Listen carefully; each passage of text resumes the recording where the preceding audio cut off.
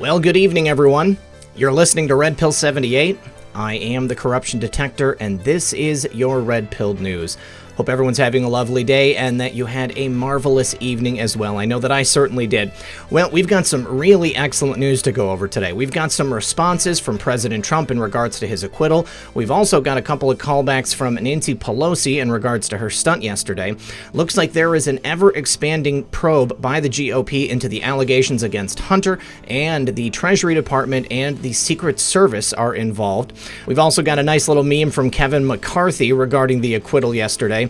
And it seems that there has been a leak in the information regarding the actual scope of the Kung flu coming out of China. And finally, it looks like the Justice Department is really ramping up efforts in their antitrust investigation into the owners of this platform. So we're going to see how all that pans out. Well, we're going to go through all this and more, and we'll be right back after a brief word from our sponsor. When emergencies strike, there's always news stories about long lines of people and empty store shelves. Well, there's no need to be part of that chaos and the possibility of having to deal with FEMA food lines. Those that know what's coming are using today to prepare. You should make a plan too, and you can start by building an emergency food supply. I trust and use My Patriot Supply, and you can too. They're the experts in emergency preparedness and have guaranteed 2-day delivery. Disasters won't wait, and neither should you. This week, you can save $70 on a 2-week emergency food kit when you go to my special website, preparewithredpill78.com. My Patriot Supply food kits last up to 25 years in storage and include breakfasts, lunches, and dinners. Order today and receive guaranteed 2-day delivery discreetly to your door. Take action so you're ready for what's coming and save $70. Those that know what's coming are preparing, and you can go to preparewithredpill78.com and get yours today. Once again, that's www.preparewithredpill78.com. And remember, when you support my sponsors, you support this channel. All right, guys, thanks for sticking around. First of all, today, the big news is the investigation into the alleged crimes of Hunter B. And Senators Grassley and Johnson have officially requested his official travel documents from the U.S. Secret Service. Now, with this move, it's part of their continued investigation of potential conflicts of interest. This comes 2 weeks after 5 members of Joe's family were accused of enriching themselves thanks to Uncle Joe's lifelong career in politics. Author Peter Schweitzer described the findings in his new book in a New York Post article shortly before its launch date. Now, of course, we know the Biden family has been wheeling and dealing in pay-for-play schemes for years. And after leaving office in 2017, Vice President Joe bragged about strong-arming the government of Ukraine to fire its top prosecutor. Joe made those remarks during a meeting of foreign policy specialists when he said that he threatened the Ukrainian President Petro Poroshenko in exchange for $1 billion in U.S. loan guarantees. That was to drop that investigation into his son Hunter. Back in April of 2019, John Solomon revealed what Biden did not tell his audience. Joe had Shokin fired because he was investigating those bribes to Joe's son Hunter. Shokin was investigating $3 million in funds that were being transferred out of Ukraine and into the accounts in the United States at that time. But Joe Biden had him fired, and the investigation went away. Of course, Rudy Giuliani has been hot on the case, accusing the former Ukrainian government of laundering that $3 million to the Biden family. Now, Joe has never been investigated for the millions of dollars his family stole from the country of Ukraine and slowly passed along to his brother and children. Now, the Treasury Department is also getting in on this action. Let's take a look. Now, as part of the same expanding GOP Senate inquiry, the Treasury Department has complied with Republican senators' requests for highly sensitive and closely held financial records about Hunter and his associates and has turned over evidence of questionable origin to them, according to a leading Democrat on one of the committees conducting the investigation. For months, while the impeachment controversy raged, powerful committee chairmen in the Republican-controlled Senate have been quietly but openly pursuing an inquiry into Hunter Biden's business affairs and Ukrainian officials' alleged interventions in that 2016 election. Now, the article continues on and states that President Trump and Rudy Giuliani are trying to coerce the Ukrainian government. that Senators Grassley and Johnson are using their political power to extort this information from United States agencies. And something is really weird with Yahoo News. It just keeps moving my page around, and I don't know what's going on. So basically, the gist of the story is the U.S. Secret Service is going to comply with Senators Grassley and Johnson, showing when they provided protected travel to Hunter Biden in the course of his personal business, but using American taxpayer money and the proximity of himself to his father in order to get these deals done. And then the Treasury Department is going to show where this money came from when it showed up mysteriously in his accounts from shell companies and so on and so on. So very, very good information. I look forward to seeing the fruits that this investigation bears out. Now, President Trump spoke at two separate events today. The first was at the National Prayer Breakfast, so happy National Prayer Breakfast Day. President Trump took that opportunity to lash out at Nancy Pelosi while she was sitting just feet away from him at that podium. President Trump spoke at the annual prayer breakfast in Washington, D.C. this morning after his acquittal in this sham impeachment investigation yesterday.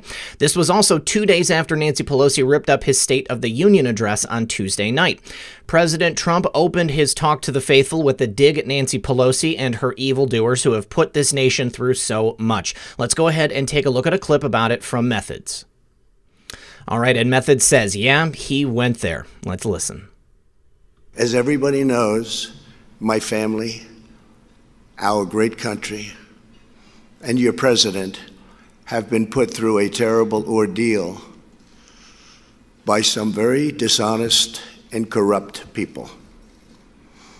They have done everything possible to destroy us, and by so doing, very badly hurt our nation.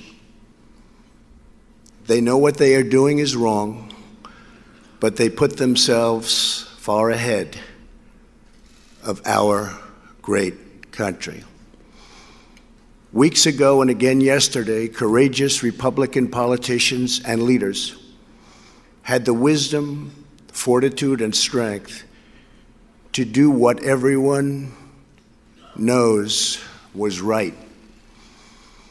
I don't like people who use their faith as justification for doing what they know is wrong.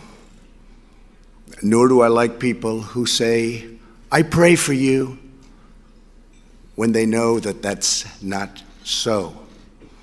So many people have been hurt, and we can't let that go on. And I'll be discussing that a little bit later at the White House.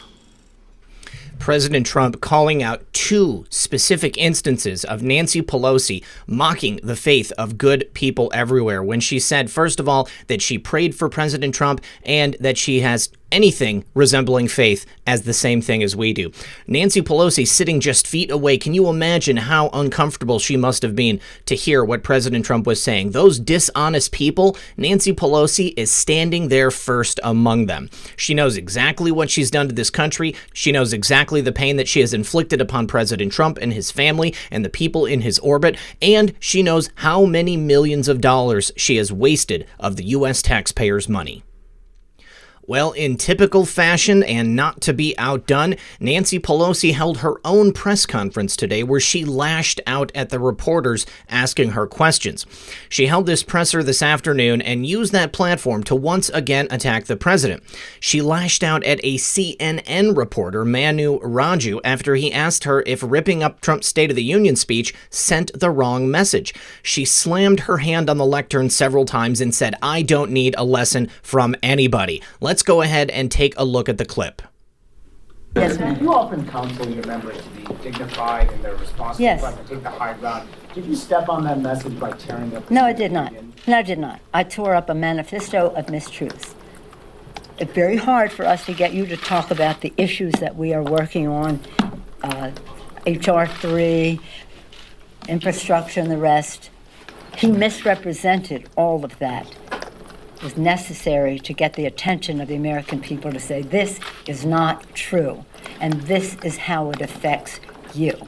And I don't need any lessons from anybody. especially the President of the United States, about dignity. Dignity. Is it okay to start saying 4 more years in the House of Representatives? It's just unheard of. Is it unheard of for the president to insult people there who don't share his view, as well as to misrepresent, present falsehoods? Some would use the word lie. I don't like to use the word lie about what he is saying. So, no, I think it was completely, entirely appropriate. And considering some of the other exuberances within me, the courteous thing to do. A manifesto of mistruths? You've got to be kidding me. That was an incredible list of accomplishments actually completed by one single man and the people that he has chosen to be part of his administration. No thanks to the people of the United States Congress, to those resistors who hold elected office in Washington, D.C. Quite clearly, Nancy Pelosi doesn't know what she's talking about. She can't think of anything that they've actually worked on because I'll tell you what, Nancy, you haven't passed a single thing. The only things that have gone through are things that President Trump has gotten done. You want to take credit for the USMCA? Well, I'm sorry, but the American public is smart enough to know that that is all due to President Trump. You want to talk about infrastructure? Well, President Trump mentioned infrastructure in his State of the Union speech the other day. So what manifesto of half-truths are we talking about? We're talking about people who have gotten themselves off of welfare. We're talking about the lowest unemployment rate in history. We're talking about more people than ever before starting their own businesses, becoming financially independent. What is it exactly, Nancy, that is a half-truth? I dare you to go through the list of the accomplishments of President Trump and point out the ones that are fake. And then let's talk about your list of accomplishments over the entire lifespan of your time in the United States government. I bet you it's not nearly as long.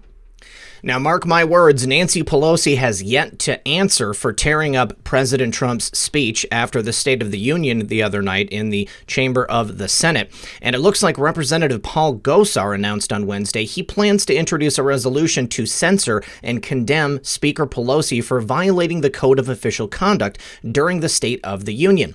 Nancy Pelosi ripped up President Trump's signed copy of the State of the Union address, and despite this being a petulant display, the House Speaker is required to preserve official government documents. There was some rumbling today that Pelosi, in her angry outburst, destroyed official government property, and we know that that's exactly what happened. That speech, signed by the president, was meant to be memorialized there in the Senate after he gave it on the floor. And now Representative Paul Gosar is talking about it. Representative Matt Gaetz is also talking about it, knowing that this is definitely a law that was broken, and she did it so flagrantly right there on live television in front of all of those people with premeditation, I might add, because she went through and pre-tore all of those sheets prior to actually tearing them all the way in half at the end of the speech. Nancy Pelosi knew full well exactly what she was doing. So please, Representative Gosar, censure Nancy Pelosi. Now, GOP leader Kevin McCarthy trolled Nancy in the wake of her ripping up the pages stunt, and he has instead ripped up the articles of impeachment. House Minority Leader Kevin McCarthy trolled Nancy Pelosi after the Senate voted to acquit the president. The Senate on Wednesday voted to acquit President Trump on both articles of impeachment, the first being abuse of power and the second being obstruction of Congress. The votes were 52-48 and 53-47 on something that we've seen many times before. McCarthy ripped up the bogus articles of impeachment and posted the video to his official Twitter account. Acquitted for life, McCarthy said as he tore the articles of impeachment in half. Let's take a look. Acquitted for life. Acquitted for life. Now, short but sweet, but it sure does drive the point home. If I were you guys, I would spam Nancy Pelosi's Twitter feed with this video because I'm sure there is nothing she hates more than knowing that she has been outdone yet again. Now, after his speech at the annual National Prayer Breakfast this morning, President Trump also addressed the nation from the White House this afternoon, speaking about the trials and tribulations he, his family, the people in his administration have all been put through in the last several years. And you know what? Don't forget the American people, because this was perpetrated not only upon President Trump, but upon the electorate, the people who voted President Trump into office and wanted to hand the wand of power over to him to take our country through the next 8 years so that we can make America great yet again. Let's go ahead and listen to this clip that Method's got for us from the address. They were going to try and overthrow the government of the United States, a duly elected president. And if I didn't fire James Comey, we would have never found this stuff. Because when I fired that sleazebag, all hell broke out. They were ratting on each other. They were running for the hills. Let's see what happens. Let's see what happens. It's in the hands of some very talented people. We're going to have to see what happens. But I can tell you, in my opinion, these are the crookedest, most dishonest, dirtiest people I've ever seen. President Trump not pulling any punches, telling us exactly how he feels and exactly what we know to be true. James Comey was running the entire operation, and if not for his firing, they would not have found all of the evidence that they did. President Trump goes on to talk about the text messages between Peter Strzok and Lisa Page, the insurance policy. He even tells us that this barely scratches the surface. There is so much more that is much, much worse that they have not released to the American public. Now, some of that content we are well aware of. It's very possible that there were threats against the life of the president and his children. And I just wonder exactly what else is in there. I hope that someday, once this investigation is all wrapped up, that information will be released to the American public, because I think it's very important for the rest of the country to understand just exactly how deep and terrible this whole situation has been. Now, next, we have a tweet here from Zach Voorhees. It's an article from the Wall Street Journal, and it talks about the Department of Justice ramping up their probe into the owners of this platform. And I thought it was very curious that below that, this person, Bobier, says, "Inside scoop is that Sergey Brin is rolling around Hawaii with 30 bodyguards because he thinks the government is going to remove him." He explicitly stated this in an overheard conversation by a friend of mine. Very, very strange. Let's go ahead and take a look at the coverage. So it looks like the Justice Department is ramping up their probe into the owners of this platform with a heavy focus on their ad tools. And antitrust enforcers have contacted more than a dozen publishers, ad tech rivals, and ad agencies, as their online ad tools become a major focus of the investigation, according to people familiar with the matter. In recent months, the department has been posing increasingly detailed questions to both this company's rivals and executives inside the company itself about how this company's third-party advertising business interacts with publishers and advertisers. That digital business was, of course, largely built on the company's 2008 acquisition of the ad technology firm DoubleClick. Many of the questions center around two moves that this company has made in recent years that publishers and rivals say have helped consolidate its power. The first was this company's integration of its ad server, the leading tool for websites to put ad space up for sale, with its ad exchange, the industry's largest digital ad marketplace. The second move was its decision to require advertisers to use its own tools to buy ad space on this platform right here that you're watching this video. They're zooming in on the right topics, and that's a good thing, said Michael Nevins, Chief Marketing Officer of Smart Ad Server, maker of a rival ad technology to the owner of this platform. Well, this is very good news right here.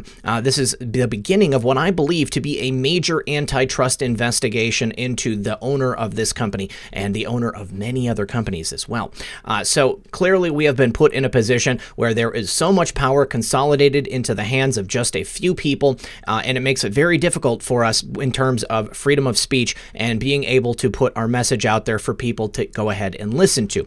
We will definitely keep you up to date as more information about this investigation by the Department of Justice continues to roll out. And finally, we've talked a little bit about the Kung Flu here on this channel in the past, and I was hesitant to say too much about it, because obviously they're trying to crack down on information that's being spread, and I don't like the idea of causing panic. Always be careful, okay? Trust but verify. But right now, it looks like the epidemic very possibly could be far greater and far than we've been told. There was something that was a bit of an epidemic tracker in China, and it actually may have leaked the real data on this Kung flu, and it does not look good. Now, there's this company called Tencent. It's a multinational conglomerate holding company in China, and they may have accidentally leaked the accurate data on this virus. The real spread and death toll of this virus is unknown, as China controls all information on deadly pneumonia-like virus. But some interesting numbers recently appeared that might give us a real clue to its spread. Let's go ahead and take a look at a graphic, which was the actual graphic that was released by Tencent. All right, so what we have here now is two graphics side by side. The first is from February 1st, and then this one is from February 2nd. These were the first numbers shown at 23:39, so just before midnight on the 2nd. You can see right here, this number on the right is the number of people who have expired as a result of contracting the virus. This is the number of people who have been cured. This is the number of people who are suspected to have it. And this right here is the number of confirmed cases. So we're looking at 154,023 cases, 79,000 suspected, 269 cured, and 24,589 who have passed on. And on February 2nd at 16:03, you can see here it was updated to include the official statistics released by the government of China, with only 14,446 confirmed cases, 19,544 suspected, 351 cured, and 304 expired. You can see this is quite a bit different. If these numbers are correct, in terms of today's official numbers, we're talking about a difference of 44 times the number of people who are no longer here. And if you're looking at the total confirmed cases, it's about 5 times the number of actual cases. So this is quite a bit lower on the reporting end if this information right here is correct. Quite a bit more prevalent than they were letting on. Now, I want to take you back to that Johns Hopkins website where it shows the confirmed cases. Now, remember, just 2 days ago when I showed you this website, we had about 20,000 confirmed cases. So in the 2 days since then, we are now up to 28,353 cases. We have 565 confirmed who have passed and 1,382 confirmed who have recovered. Now, these numbers are drastically different from the numbers that I showed you just a couple of days ago, and they are also different from the official statistics released by China. Now, obviously, this was a couple of days before that was updated right there, but it looks like the spread is just a little bit quicker than it was the other day. But if we're looking here, once again, at these suspected true numbers, that really makes you give a little bit of pause, because this shows that this is far more widespread than had previously been reported. It also looks like it is a really, really bad situation, because we have tens of thousands of people who are no longer on this earth as a result of contracting it. So a lot more people who are not going to be around if this continues to spread throughout the entire globe. The reason that it's suspected that this is the actual numbers and not some, just some coding accident or something like that, is because it has happened on several occasions. There has been a few different times that some larger figures have been released. It makes no sense that there is larger figures that are being kept at the same time as these smaller figures, unless they're keeping two data sets, one that is for public consumption and then the other which is actual government data. Now there is also some talk that perhaps these screenshots could have been digitally altered, but as of right now, we really don't know. So once again, my point here is just to make sure that people remain safe, try to minimize contact with people as long as this thing is not completely under control, and also just to remind you that we do have one more confirmed case here in the United States. I don't know where that case is at, but it's not a case that's originating in the spot in the country that I was told that there was potentially another new case. So just continue to keep your eyes on this, and I will continue to watch Tencent to see if any additional statistics pop up. All right, so two more things in regard to this. There is now the first case of a British national confirmed with this disease who traveled back from Singapore. Also, the doctor who initially sounded the alarm in regards to this has officially been declared gone. He is no longer with us. There also is a cruise ship which has been quarantined. Something like 1,500 people are confined to that cruise ship because there were some people who had previously been found to be ill who had traveled on that ship. I don't know what the situation is with the people on there, but I can tell you this much. I am not going to be traveling anytime soon. All right, guys. Well, I think that's all that I have for you today. I just did want to say that I spoke with my sponsor, My Patriot Supply, and apparently there has been such an incredible response in regards to what's taking place in China. The orders for the products have been overwhelming, and so there is a delay in shipping. So I just wanted to let you know because I did have a viewer contact me and said that right now they were unable to guarantee that 2-day shipping. But rest assured, they are getting more product together and they are getting it out to people as soon as possible. I do want to thank everybody supporting me in regards to that, supporting my sponsor, My Patriot Supply. It really does help out the channel. And I also want to remind everyone about the upcoming contest. We are almost at 191,000 subscribers. When we reach 200,000 subscribers, we will be giving away 2 $100 gift cards to 2 lucky winners. And all you have to do is comment on the videos, like and share them so more people see them, and then also make sure you're subscribed with notifications turned on so that you can be notified when the winner has been chosen. Now, the winner will be chosen at the end of the video once we reach 200,000 subscribers, and if anything comes up before then, guys, you know that I'll tell you about it here. As always, this has been Red Pill 78. I am the Corruption Detector, and this was your Red Pill News. Good luck, everyone, and God bless. Hey guys, it's Red Pill. Just one more thing. I just want to say thank you so much to everyone who has taken the time to support this channel. If you'd like to see some ways that you can support the channel, you can always check the show notes in the pinned comment of this video below. Whether you like, whether you share, whether you make sure that your notifications are on, any way that you support this channel means so much to me. I could not be doing this without you, and I could not do it without your help. Without people like you, this channel would not exist, so thank you so much to everyone for all of their many means of support. Don't forget to check out the merchandise store that is also in the pinned comment, and I will see you guys next time.